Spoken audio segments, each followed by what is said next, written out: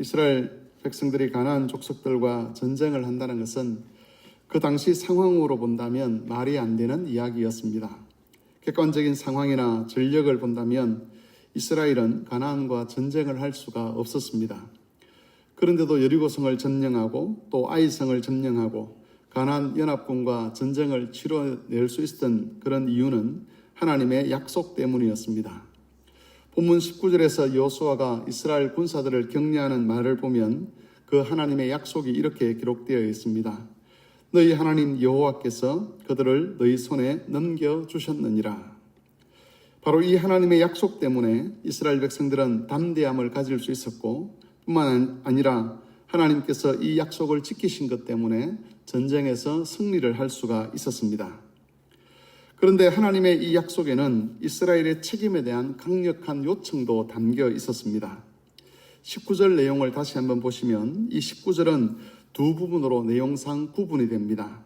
첫 번째 부분은 너희는 지체 말고 너희 대적의 뒤를 따라가 그 후군을 쳐서 그들이 자기 성읍에 들어가지 못하게 하라는 말씀입니다.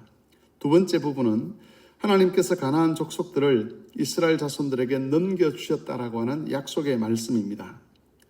여기서 뒤에 나오는 말씀은 앞에 있는 내용의 이유 또는 근거가 되는 근거로 제시가 됩니다. 이스라엘이 지체 말고 대적의 뒤를 따라가서 그들이 성읍에 들어가지 못하도록 쳐야 되는 이유가 있다면 그것은 여호와께서 그들을 이스라엘 자손들에게 맡기셨기 때문이라는 것입니다. 다시 말해서 하나님이 이스라엘에게 가나안 족속을 넘겨주셨기 때문에 이스라엘 백성들은 쉬지 말고 가나안 족속들을 쫓아가서 그들을 반드시 멸해야 한다는 것입니다. 사실 이때 이스라엘 백성들은, 특별히 군사들은 매우 지쳐있는 상태였습니다. 10장 9절 말씀을 보시면 기브온을 구하기 위해서 이스라엘 군사들이 밤새 달려갔다는 것을 알 수가 있습니다. 그렇게 밤새 달려와서 전쟁을 했기 때문에 많이 지쳐 있었습니다. 그렇다면 도망가는 군사들을 좀 내버려두고 싶은 그런 마음도 그들 안에 있었을 것입니다. 더구나 가나안 다스 왕들이 막게다 굴에 숨어 있는 것을 이미 알았고 그 입구를 돌로 막아버렸기 때문에 전쟁의 승패는 이미 결론이 나 있었습니다. 그렇기 때문에 여기서 이제 중단하고 좀 쉬어도 되겠다라고 하는 그런 마음들이 그들에게 있었을 수 있었습니다. 만일 이것이 단순한 전쟁에 불과하다면 그렇게 쉬어도 무방했습니다. 하지만 이스라엘 백성들이 하고 있는 그 전쟁은 여호와께서 가나안 족속들을 이스라엘 백성들에게 맡기신 전쟁이었습니다. 가나안 사람들의 악함 때문에 또 그들의 음란함 때문에 하나님께서 그들을 심판하기로 작정하셨고 그 심판을 이스라엘 백성들에게 맡기신 것입니다. 그렇기 때문에 이스라엘은 피곤했지만 쉴 수가 없었습니다. 비록 전쟁에서 승리한 것이 당연했음에도 불구하고 도망치는 가나안 족속들에 대한 하나님의 심판을 계속해서 집행해야만 했다는 것입니다. 이것이 바로 이스라엘 백성들에게 요구되는 책임이었습니다.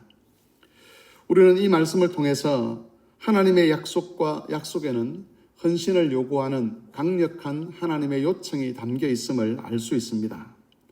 사실 우리 신앙과 관련된 모든 것에는 하나님의 약속이 담겨 있습니다.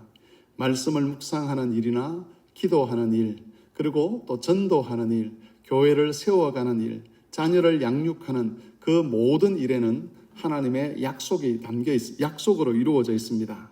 하지만 이 모든 약속에는 헌신에 대한 하나님의 강력한 요청도 포함되어 있다는 것을 우리가 알아야만 합니다.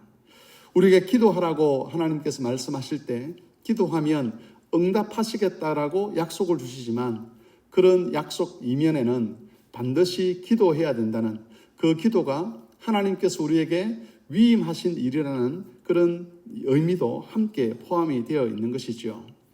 자녀를 위하여 헌신하고 수고하는 것에는 하나님의 약속이 담겨 있는 그런 내용입니다. 그러나 그것이 약속만 이루어진 것이 아니라 자녀들을 믿음으로 잘 양육해야 된다는 하나님의 강력한 요청도 거기에 담겨 있다는 것입니다. 그렇기 때문에 하나님이 약속하셨기 때문에 우리가 대충 할 수 있다라는 말은 그런 변명은 통할 수가 없습니다. 기도도 대충 할 수가 없는 것이고 헌신도 대충 할 수가 없는 것이죠. 교회를 세워가는 일을 대충 할 수가 없습니다. 하나님의 약속에 담겨 있지만 하나님께서 그것을 우리에게 위임하신 것이기 때문에, 하나님께서 맡기신 일이기 때문에 때로는 피곤하기도 하고, 때로는 내려놓고 싶은 그런 생각이 들기도 하고, 때로는 포기하고 싶은 그런 마음이 들 수도 있지만 우리가 그럴 수가 없는 겁니다. 이스라엘 군사들이 지쳐있는 상황 속에서도 하나님께서 약속에 포함시킨 그 책임에 대한 강력한 요청 때문에 쉬지 아니하고 끝까지 찾아가서 자신들이 해야 될 그 일을 감당했던 것처럼, 우리도 하나님 앞에서 약속에 담겨 있는 하나님의 책임에 대한 강력한 요청을 끝까지 수행을 해내어야 하는 것입니다. 교우 여러분, 약속에 담긴 하나님의 이런 요청을 우리가 늘 기억을 했으면 좋겠습니다. 하나님은 절대 만홀히 여김을 받지 않습니다. 약속을 귀히 여기는 사람은 약속에 담긴 하나님의 헌신에 대한 요청도 절대로 가볍게 여기지 않습니다. 이것을 기억하셔서 오늘도 주님이 주신 약속이 무엇인가를 묵상하시면서 그 약속을 통해 맡겨주신 하나님의 그 위임하신 일들도 묵상하시고 그 일을 위해서 최선을 다해서 달려가는 그런 교우들이 되실 수 있기를 바랍니다. 말씀을 생각하며 기도하겠습니다.